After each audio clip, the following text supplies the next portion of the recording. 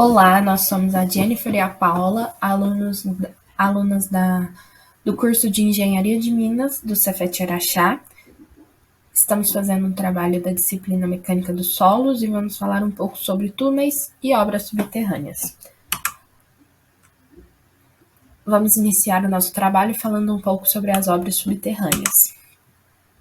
Subterrâneo, segundo o dicionário, é tudo situado debaixo da terra ou no nível do chão, subtérreo. Uma breve história sobre as obras subterrâneas. As obras subterrâneas são tão antigas quanto a história do ser humano. A escavação sempre foi fonte de interesse. Antigamente, as cavernas eram utilizadas como fonte de abrigo e esconderijo. Hoje em dia, a gente usa as cavernas para proteção militar ou proteger equipamentos que geram energia. Até os dias atuais, são encontradas estruturas subterrâneas que foram feitas há muitos anos atrás. Mas o que é uma estrutura subterrânea? Uma obra subterrânea é uma mistura entre a geologia e a engenharia, chamada geoengenharia. A geoengenharia cria estruturas que usam o próprio maciço como sustentação. E é muito importante na atualidade porque, com o aumento populacional, é necessário mais espaço na Terra para os seres humanos. E existem muitos tipos de obras subterrâneas. As principais são túneis, cavernas, galerias e acessos, minas ou poços de água. Os tipos de escavações. As escavações em solos gera uma reação do solo. Então, o solo tem diversos comportamentos face à escavação. O primeiro comportamento do solo é quando o solo é firme. Não há muitos movimentos perceptíveis e então ele é um solo muito coesivo. Quando começa a desmoronar a escavação, caindo pedaços ou lascas do solo, significa que esse solo é mais moderadamente coesivo. Quando o solo começa a escorregar, significa que ele tem baixa coesão ou é totalmente sem coesão. Com esses comportamentos do solo, o comportamento do maciço a gente também pode inferir. Ele pode ser fluido, ele pode deformar ou ele pode expandir. O principal parâmetro para obra subterrânea é o solo firme, que ele é melhor de ser trabalhado. As funções das obras subterrâneas são diversas. Entre as principais, nós temos para ter mais espaço ou para drenar, principalmente drenagem de esgoto, ou então para levar água para as casas. E nós temos também a função de transporte, por exemplo, metrôs.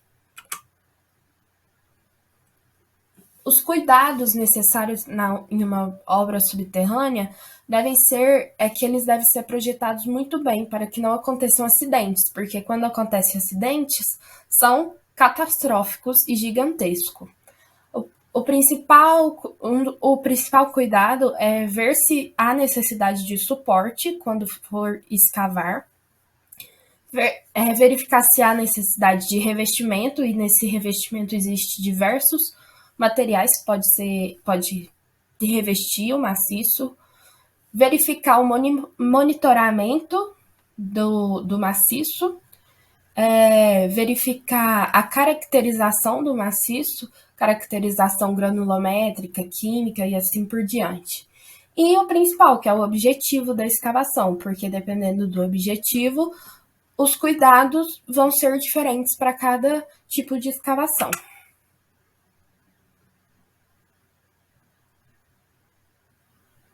Agora vai ser a Jennifer que vai falar.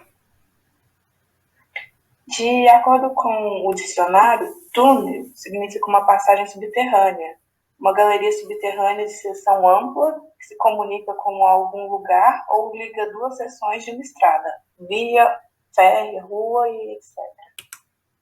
Pode passar.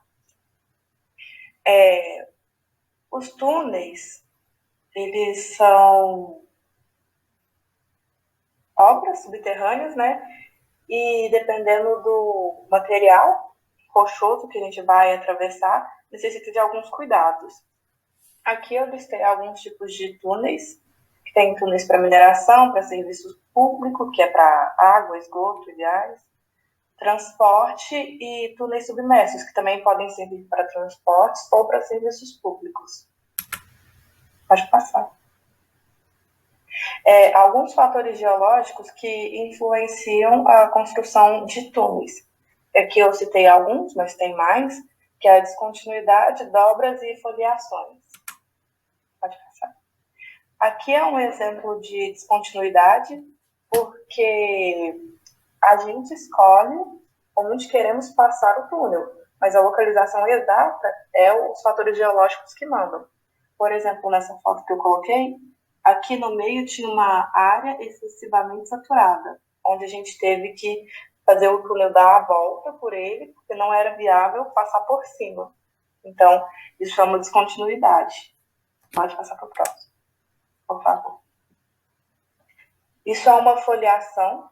Aqui mostra que o solo está orientado aqui na diagonal. E dependendo do lugar de onde a gente vai fazer o nosso túnel, por exemplo, na primeira imagenzinha aqui de baixo, o nosso túnel está contra as foliações. Então é muito mais difícil que o túnel caia e ocorra acidentes. Agora, o do lado de cá, ele está a favor das orientações. Então é muito mais fácil do túnel desmoronar assim do que do outro jeito. Pode passar. Um dos métodos de escavações de túneis é a escavação com galerias, que é o que a gente mais usa na mineração. Galerias são túneis menores dentro de maiores, igual tem nas fotinhas aqui. O tracejado é o nosso túnel e o quadradinho é onde a gente fez uma galeria para passar o que tiver que passar. Aí tem a galeria central, a galeria de fundo, a de teto e a lateral. Pode passar. E aqui é um outro jeito de construir túneis, que é o método mecânico, que consiste basicamente em uma escavação mecanizada, com utilização de máquinas. Aí tem alguns exemplos aqui. E uma das vantagens desse método de escavação do método mecânico é o menor número de trabalhadores comparado com os métodos tradicionais, tem um avanço mais rápido comparado ao tradicional também, e danos de explosões. O método mecânico elimina isso, não causando danos a propriedades e áreas habitadas próximas do túnel. E algumas vantagens também das galerias, volto a falar só para falar isso, é que a quantidade de explosivos também é reduzida. E os lados da galeria podem facilitar a instalação de suportes, como madeira no teto, quando o solo precisar.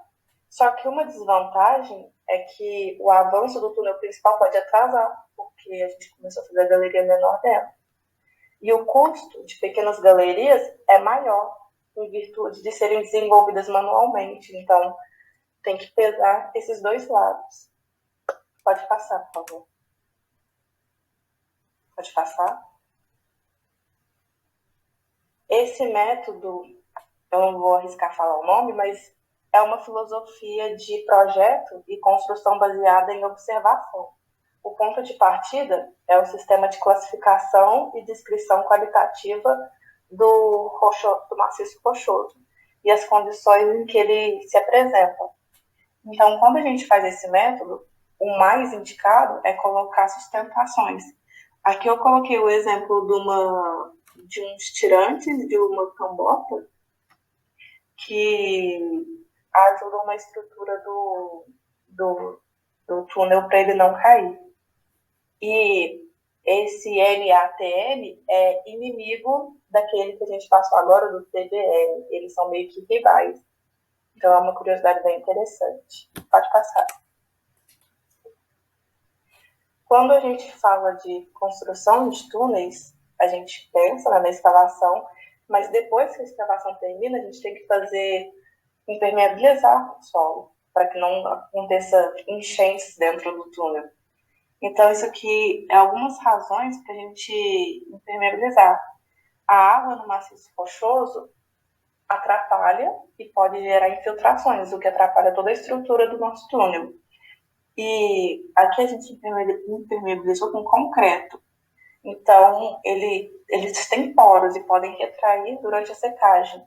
Isso é uma informação a mais sobre impermeabilização, mas é muito importante depois da escavação. Próximo, por favor. Foi isso nosso trabalho. E é isso. Obrigada. Obrigada pela atenção.